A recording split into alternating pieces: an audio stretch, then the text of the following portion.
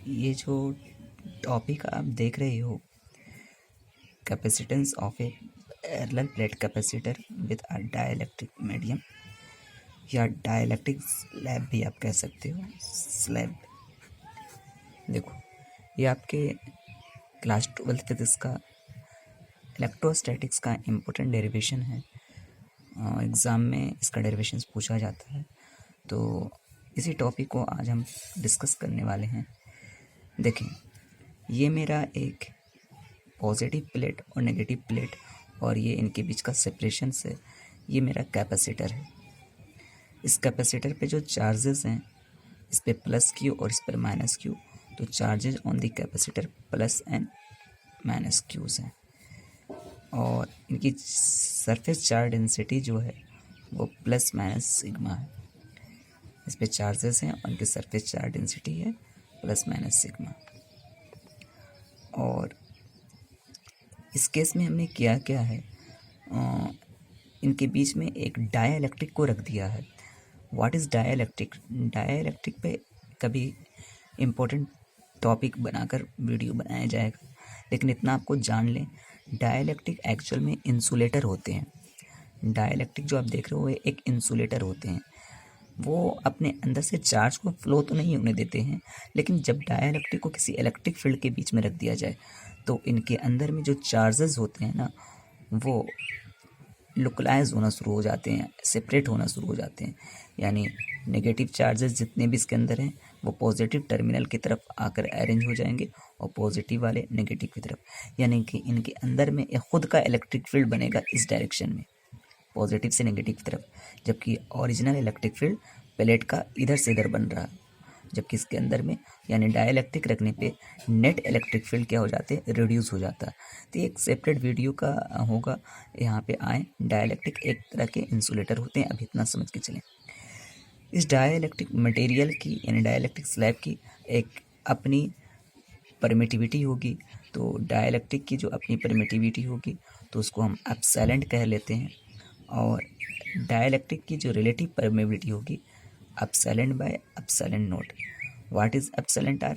Relative permittivity of the dielectric. और epsilon naught क्या है? ये जो फ्री स्पेस है उसका परमिटिविटी है, और ये डाइलेक्ट्रिक की एब्सोल्यूट परमिटिविटी है। तो ये चीज़ आपने पढ़ा होगा कूलम्ब्स लॉ के टर्म में, वहाँ पे हमने देखा है। तो ये हो गया आपका ये चीज़। आगे डाइलेक्ट्रिक का जो थिकनेस है, डाइलेक्ट्रिक आपने चाहो तो पूरे के बीच में भर सकते हो या एक सेपरेट थिकनेस है, तो डाइलेक्ट्रिक पूरे में भी आप रख सकते हो, पूरे प्लेट के बीच में फिल कर सकते हो। हमने यहाँ पे इसके कुछ पार्ट को फिल किया और कुछ पार्ट को एयर गैप ही रहने दिया है। तो डाइलेक्ट्रिक का यहाँ पे थिकनेस टी है, जबकि पूरे प्लेट के बीच का डिस्टेंस क्या है, डी। यहाँ पे डी ग्रेटर देन टी है, याद रखना। पूरे में हमने डाइलेक्ट्रिक नहीं रखा। और एरिया ऑफ प्लेट ए जो आपने जानते हो, और डिस्टेंस बिटवीन प्लेट टी है। ये इसका से बेसिक इंट्रोडक्शंस हो गया जो हमने यहाँ पे सेटअप ले रखा। अब जो इम्पोर्टेंट टॉपिक है डेरिवेशंस में आते हैं। इससे पहले हमने पढ़ा था capacitance of parallel plate capacitor, उसमें हमने बीच में एयर गैप को रखा था। और याद करें उसका जो डेरिवेशंस आया था, थोड़ा याद करें, जब epsilon naught A by D, जब इनके बीच में कोई भी डाइलेक्ट्रिक ना हो, एयर ही सिर्फ हो, तो ये आया था। अभी आपको ये वीडियो आपको मेरे प्लेलिस्ट में मिल जाएगा। अब यहाँ पे याद करें, net electric field inside the plates के अंदर में नेट इलेक्ट्रिक फील्ड जो बनता था, याद करें, सिग्मा बाय एप्सिलॉन नॉट। ठीक है, लेकिन याद रखें अब तो यहाँ पे इलेक्ट्रिक भी आ चुका है, तो ये जो इलेक्ट्रिक फील्ड बनेगा वो सिर्फ एयर के लिए बनेगा। जबकि डाइलेक्ट्रिक के केस में जो इलेक्ट्रिक फील्ड बनेगा, सिग्मा बाय डाइलेक्ट्रिक का जो परमिटिविटी होगी epsilon naught into epsilon are.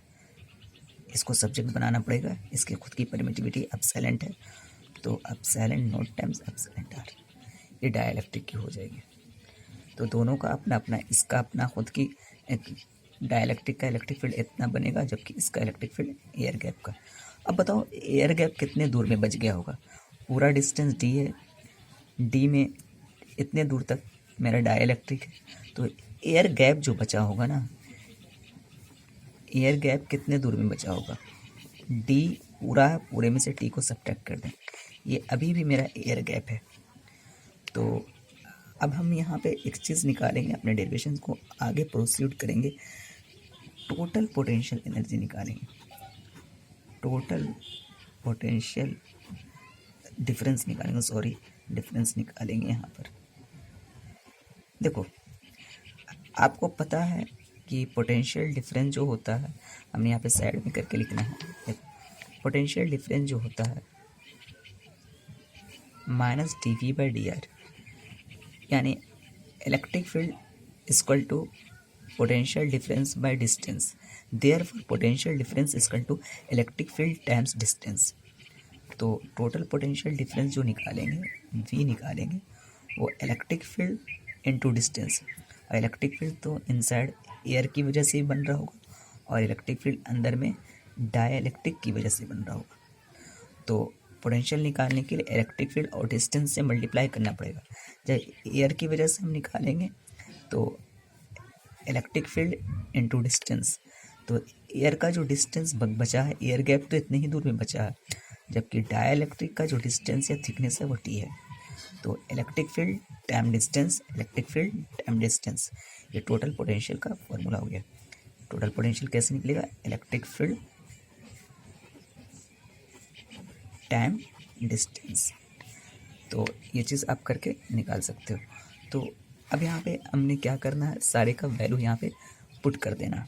देखें what is electric field inside air gap, sigma by epsilon naught D minus T.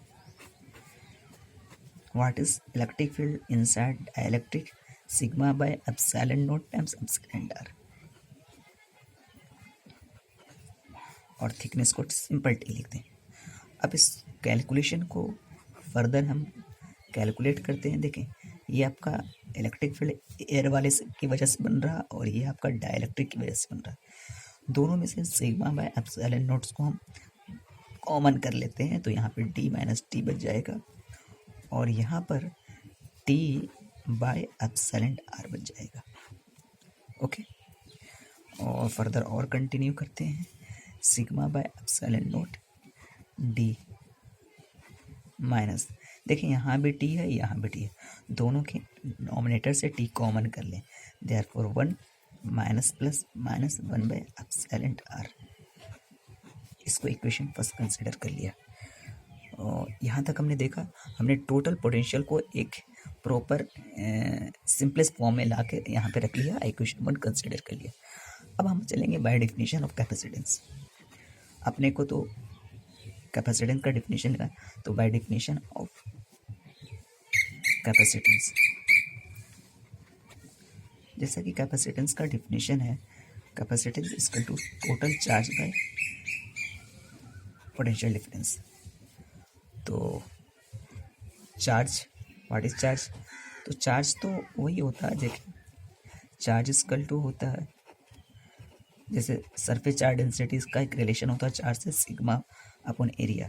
Therefore charge equal to आप लिखोगे सिग्मा टाइम्स एरिया। तो charge को हम sigma times area लिख दे रहे हैं, charge equal to sigma times area, sigma times area. और टोटल पोटेंशियल का वैल्यू इक्वेशन 1 से यहाँ पर रख देंगे। तो टोटल पोटेंशियल का वैल्यू यहाँ पर रखोगे सिग्मा बाय एप्सिलॉन नॉट और T minus D minus T, इस वैल्यू को रख रहे हैं 1 बाय एप्सिलॉन आर। ये चीज़ हो गया। इस एक्सप्रेशन को अगर और से देखा जाए तो surface charge density cancel out हो जाएगी, एप्सिलॉन नॉट ऊपर चला जाएगा, जो कि सिंपल मैथमेटिक्स है, तो थोड़ा सा कैलकुलेट कर ही लेते हैं। एप्सिलॉन नॉट सबसे ऊपर चला जाएगा by area by D minus T, 1 minus 1 by epsilon R. ये हो गया आपका capacitance of a parallel plate capacitor with a dielectric medium या डाइलेक्ट्रिक स्लैब। इससे दो इम्पोर्टेंट कंक्लूज़न निकलता है। पहला कंक्लूज़न ये निकलेगा कि यहाँ तक अगर हम देखें, जैसा कि वीडियो में आपको दिख रहा होगा, थोड़ा ऊपर करके हम दिखाते हैं, जब इस दोनों के बीच में कुछ भी ना रहता, एयर रहता, तो कैपेसिटेंस इतना आता, एप्सिलॉन ए बाई डी। लेकिन यहाँ पे एप्सिलॉन ए बाई डी आप देख रहे होगे, इसमें कुछ चीज़ घट रहा, मतलब डिनोमिनेटर छोटा हो रहा। डिनोमिनेटर छोटा होने की वजह से घट रहा की वजह से कैपेसिटेंस इंक्रीज कर जाएगा। Therefore capacitance increases when dielectric insert.